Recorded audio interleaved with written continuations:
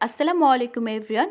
আশা করি সবাই অনেক ভালো আছেন। আমি শারমিন। আজ হাজির হলাম খুবই সাধারণ আর সহজ আর খেতে ভীষণ মজার তেলাপিয়া মাছ ভুনার রেসিপি নিয়ে।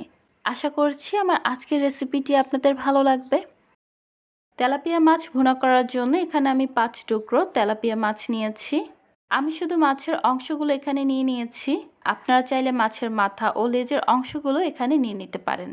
আর এই মাছগুলোকে আমি পানি দিয়ে খুব ভালো করে ধুয়ে পরিষ্কার করে নিয়েছি।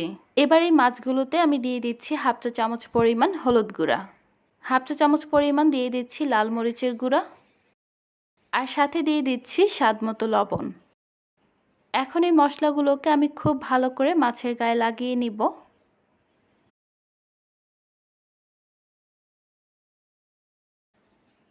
মশলাগুলো খুব ভালো করে মাছের গায়ে লাগিয়ে নিয়েছি। এবার এই মাছগুলোকে আমি ভেজে নিব। চাইলে মাছগুলো সরাসরি না ভেজে 10 থেকে 15 মিনিটের জন্য এটাকে রেস্টে রেখে দিতে পারেন। মাছগুলো ভাজার জন্য চুলায় একটি প্যান বসিয়ে এর মাঝে দিয়ে দিচ্ছি 1/3 কাপ পরিমাণ তেল। তো আজকের রান্নাটা আমি সরিষার তেল দিয়ে করছি, চাইলে এর বদলে আপনারা সয়াবিন তেলটাও এখানে ব্যবহার করতে পারবেন। এবার তেলটা গরম হয়ে আসলে মাছগুলো আমি এক এক করে তেলে দিয়ে দিব। মিডিয়াম আঁচে মাছগুলোর দুইটা পাশই হালকা লালচে আর একটু শক্ত করে ভেজে নিতে হবে। বেশি শক্ত করে মাছগুলোকে ভাজা যাবে না, এতে করে মাছগুলো রান্না করার সময় মাছের ভেতর তেমন মশলা ঢুকতে পারবে না, ফলে মাছগুলো খেতেও ভালো লাগবে না।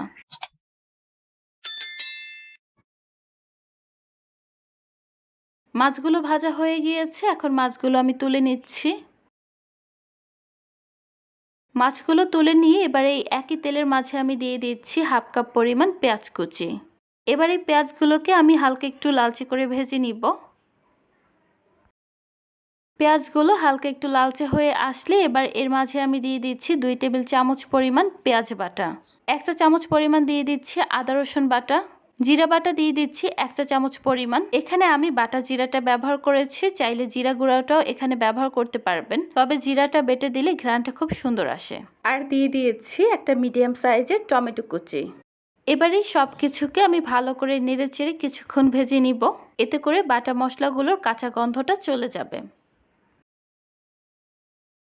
কিছুক্ষণ ভেজে নিয়ে এবারে এতে আমি গুঁড়া মশলাগুলো অ্যাড করব। এর জন্য অল্প কিছুটা পানি আমি এতে দিয়ে দিচ্ছি, যেন গুঁড়া মশলাটা দেওয়ার সময় এই মশলাটা পুড়ে না যায়। এবার দিয়ে দিচ্ছি 1/2 চা চামচ পরিমাণ হলুদ গুঁড়া, লাল মরিচের গুঁড়া দিয়ে দিচ্ছি 1/2 চা চামচ পরিমাণ, ধনিয়া গুঁড়া দিয়ে দিচ্ছি 1/2 চা চামচ পরিমাণ, দিয়ে দিচ্ছি স্বাদমতো লবণ। তো এই পর্যায়ে লবণটা একটু বুঝে শুনে দিবেন, কারণ আমরা আগে কিন্তু মাছগুলো লবণ দিয়ে ভেজে নিয়েছিলাম। এবারে সব মশলাগুলোকে ভালোভাবে নেড়েচেড়ে মিশিয়ে নিব, তারপর আবারও সামান্য কিছু পানি দিয়ে দিব। এখন চুলার আঁচ মিডিয়ামে রেখে এই মশলাটাকে নেড়েচেড়ে খুব ভালো করে কষিয়ে নিব। এই পর্যায়ে এই মশলাটাকে কিন্তু খুব ভালো করে কষিয়ে নিতে হবে, তা না হলে রান্নাতে কিন্তু একটা কাঁচা গন্ধ থেকে যাবে। আমি মশলাটাকে একটু সময় নিয়ে খুব ভালো মতো কষিয়ে নিয়েছি। এবার ঝোলের জন্য এতে আমি পানি দিয়ে দিব। পানিটা কিন্তু আপনার প্রয়োজন অনুযায়ী দিবেন। ঝোলটা যদি মাখা মাখা রাখতে চান বা একটু পাতলা রাখতে চান, সেটা বুঝে কিন্তু পানিটা এখানে দিয়ে দিবেন। পানিটা দিয়ে সব কিছুকে ভালো মতো নেড়ে চেড়ে দিচ্ছি। তারপর এটাকে ঢাকনা দিয়ে ঢেকে দিব, এতে করে পানিটা খুব তাড়াতাড়ি ফুটে আসবে। পানিটা ফুটে আসলে এবার ঢাকনাটা তুলে নিচ্ছি। তারপর এতে ভেজে রাখা মাছগুলো এক এক করে দিয়ে দিব।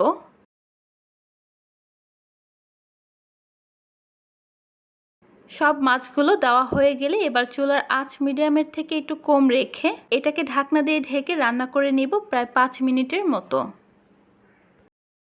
প্রায় 5 মিনিট পর ঢাকনা তুলে নিয়ে এবার মাছগুলোকে আমি খুব সাবধানে এক এক করে উল্টে দিব।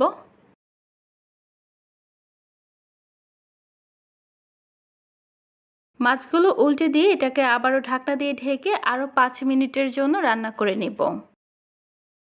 প্রায় 5 মিনিট হয়ে গেলে ঢাকনা তুলে এ পর্যায়ে এতে আমি প্রায় 1 চা চামচের মতো ভাজা জিরার গুঁড়া ছড়িয়ে দিয়ে দিচ্ছি। আর এটা কিন্তু রান্নাটাতে খুব সুন্দর একটা ফ্লেভার নিয়ে আসবে। তারপর প্যানের হাতল ধরে এভাবে ঘুরিয়ে ঘুরিয়ে যতটা সম্ভব জিরাটাকে আমি মশলার সাথে মিশিয়ে নিব। মিশানো হয়ে গেলে এখন আপনার পছন্দ অনুযায়ী ঝোল আসা পর্যন্ত ঝোলটাকে টানিয়ে নিতে হবে। আমি আমার পছন্দ অনুযায়ী ঝোলটাকে টানিয়ে নিয়েছি, একদম মাখা মাখাও না, আবার পাতলা ঝোল ঝোলও না। এবারে শেষের দিকে আমি এতে ৬-৭টার মতো আস্ত কাঁচামরিচ দিয়ে দিচ্ছি। এখন এটাকে ঢাকনা দিয়ে ঢেকে দিব ২ মিনিটের জন্য। এতে করে কাঁচামরিচের ফ্লেভারটা সুন্দরভাবে মাছে ছড়িয়ে যাবে। ২ মিনিট হয়ে গেলে এরপর এটাকে আমি চুলা থেকে নামিয়ে গরম গরম পরিবেশন করে নিয়েছি। তেলাপিয়া মাছের এই ভুনাটা গরম সাদা ভাতের সাথে খেতে এক কথায় অসাধারণ। কাটা কম থাকার জন্য আর খেতেও অনেক বেশি সুস্বাদু হওয়ার জন্য আমরা অনেকেই আছি যারা এই মাছটা খেতে খুবই পছন্দ করি। আশা করছি আমার আজকের রেসিপিটি আপনাদের অনেক ভালো লেগেছে। সবাই অনেক বেশি ভালো থাকবেন, সুস্থ থাকবেন, সাবধানে থাকবেন এই কামনায় আজ এখানেই বিদায় নিচ্ছি। আল্লাহ হাফেজ।